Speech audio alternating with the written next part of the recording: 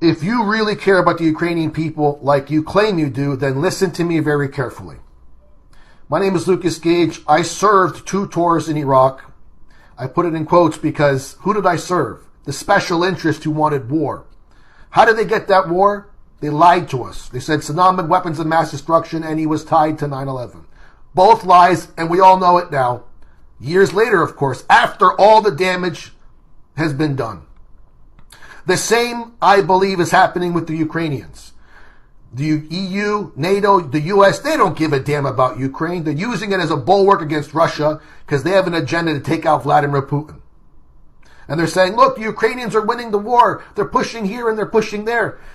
That's when Putin has his hands tied behind his back in a special operation, which is limited in nature. But now that he's annexed these regions, whether you agree with it or not, Putin can unleash the full military might of Russia.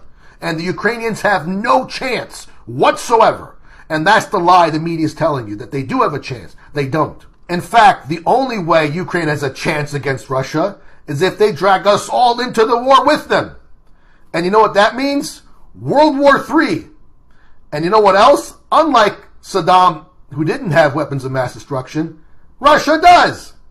And if they're used, it's not good for anybody, especially the Ukrainians, because who do you think are going to be hit first? So if you really care about the Ukrainians, stop filling their heads up with fantasies. Stop believing the obvious lies of the West. My God, the U.S. just threw Ukraine under the bus about this assassination of Dugina. What do you think? They care? They don't care about the Ukrainians. The EU doesn't care, NATO doesn't care, and the United States most certainly doesn't care about Ukraine or anyone else for that matter. The only thing these people care about, these traitors and globalists at the top, are war, profits, and control. That's all they care about.